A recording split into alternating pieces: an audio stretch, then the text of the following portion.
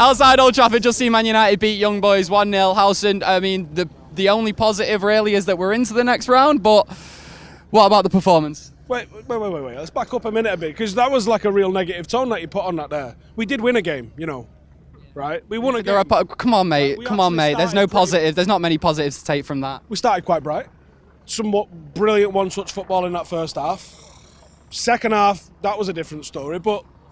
Mate, I know, but mate, we've watched United Well, you've watched United for longer than me. You know, you've been alive longer than me. That surely can't define good in any sense for you. But first half, the way we started. You're not going to see us just turn up and look like the greatest footballing team ever. No, I'm not asking that, but I'm asking for a team to look better than Young Boys of Switzerland. Well, we did, and that's why we beat them. Well, how, mate? The chances we created in that first half, where were they? We didn't create enough chances in that first half. We created a hell of a lot of chances in that first half. Well, why weren't we beating Young Boys of Switzerland at half time? Well, because football. Right, so that was that was good enough. No, that performance was good enough. Did I say it was good enough? Well, you're saying it's great. You're saying it's good. You're standing out here like we've just lost, Gary. Yeah, I am, because that was shite. That was a shite Manchester United performance. Absolutely nowhere near the standard that I've grown up expecting Manchester United to perform at. In a game where your Champions League qualification from the group is potentially on the line. I want more from every single one of those players, mate. Am I wrong for wanting that? Am I wrong for expecting that? Are we the best team in the country at the minute? Absolutely not. Right? So why would you expect us... We're not the best team in the city at the minute, mate. Why would you expect us to turn up and just play amazing football? Be happy that we got a result and that we're seeing a little bit of progress, even if it wasn't for 90 minutes. That's all you can ask for at the minute, because we're dysfunctional. That's it. And we I'm sorry, bro. I just can't believe what you're hearing. I'm supposed to come out of that and be happy. I didn't say you had to be happy, but you're coming out here with the attitude that we've lost. We didn't lose, Gaz. We are in the pot. Treble's still on, son. They are just...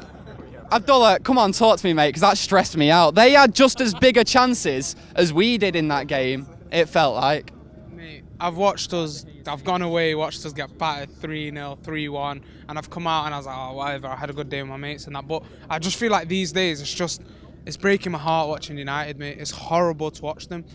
Fellaini and Matic are going to survive another week playing together. Now, I'm not going to blame those players personally, because it's the manager that's picking them. Now, what was the reason for Fred coming off? Give me one reason. Mate, I thought he looks like one of the very few bright sparks, or potential bright sparks in that game. So he gets, I think, 55 minutes against Bournemouth, and then the MEN writing free rating and all of that, and everyone getting on his case because you're not giving him time to play. Fellaini can play 4 or 5 games, absolute crap, or Matic can do that, and then he can stay in the team. The selection's there in front of you. That's the problem right now at United. There's obviously, I can sympathise with Mourinho with certain aspects of what's happening at the club, but the changes are horrific, mate. How are you making those changes against a team like Young Boys? How are we winning the game in that style, mate?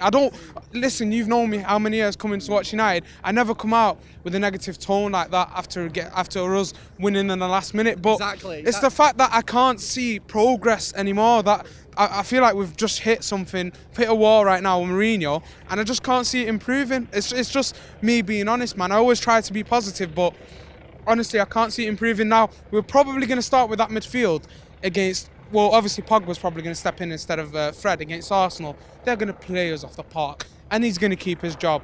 And the reason why is because until it's mathematically impossible, the club aren't going to let him go. Because this club think financially. Money. And again, if you think money, how do you wait until you can't make top 4? And there was this thing about him in his contract that we can't let him go until then. It's just all about the money right now. And Ed Woodward does not care about the club because there's no changes. They've got Luke Shaw coming out saying, oh, I'm going to sign his new contract because he can see improvement at the club and all of that. Mate, come on. They've got him to say that because we can't see anything right now. The changes that are coming in every week is dull to watch.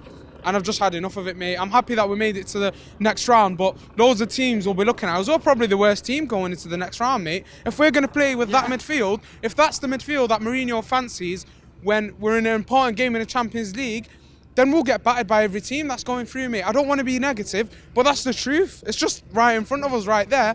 You're not going to turn up. Imagine we played Sevilla with that team. Because pretty much it was that Fellaini Matic, and we got battered by them here. Yeah. So next round, mate, if we get like a Madrid or any of those sides, mate. We're gone. Mate, Madrid, mate, never mind a Madrid. Like a team of the same caliber as Sevilla was last year. We're still making the same mistakes that we were making last season, and we'll do it again. Exactly, that's my problem. I feel like Mourinho has his favourite players that are guaranteed a spot week in, week out, and he's not going to come back from that. And that's the problem.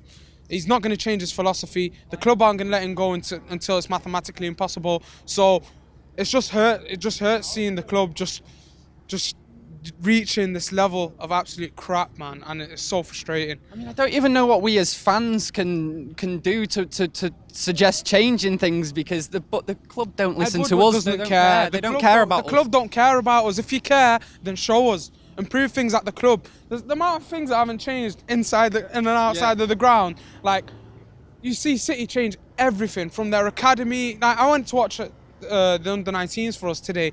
Play absolutely exciting football. I don't want any of them to come through under the side because of the pressure they'll get, and our fans as well getting on their back, blaming them. Right, what do you make? You mentioned that then, young players and maybe getting blamed, fans getting on the back. One player today, Marcus Rashford, missed a few chances. He should have scored that. I absolutely love Marcus Rashford, and I think his movement's brilliant. He should have scored that, yeah, but the reaction from Mourinho turning to the camera and doing that, and then before the game saying, "Oh, you wanted Marcus Rashford, so I've played him." Don't play him then if you don't want to play him. You don't try and put the blame on us. Don't try prove a point by playing him, and then inside he's happy that he's missed that, because that's his reaction. He's like, "Look, I've told you that." I've never seen a manager do that in my life. It's just a joke, man. It's an absolute joke. Do you think the thing is, like with Jose, is like we sometimes he has this third season syndrome where maybe he completely just everything collapses at the club that he's at. I had this belief that at United it would be a little bit different, because he'd have a little bit, and you're laughing at me, but I thought that he'd have a bit more respect for United as a club, because United are different to Chelsea. We are, a historic club with real history and real standing in the game. He doesn't give that vibe off in his press conference and stuff. He doesn't talk like United are this great club. He just talks about himself. He talks about how he's won that many titles, how he's won that much in Italy, how he's done this, how he's done that at Madrid. We don't care, mate. You're at Manchester United. You speak about how great the club is. You speak about how we should be performing better. And right now, you're not good enough. Right now, Ed Woodward needs to make a decision, because I can't be bothered with this whole mathematically impossible, so then we'll sack him. The club is an absolute mess right now, Ed Woodward, so you need to make changes right now. And it's got to start right now from January, because it's an absolute embarrassment to watch. Get someone in who actually knows what's fucking going on with football, maybe. Thank you, mate. Appreciate it.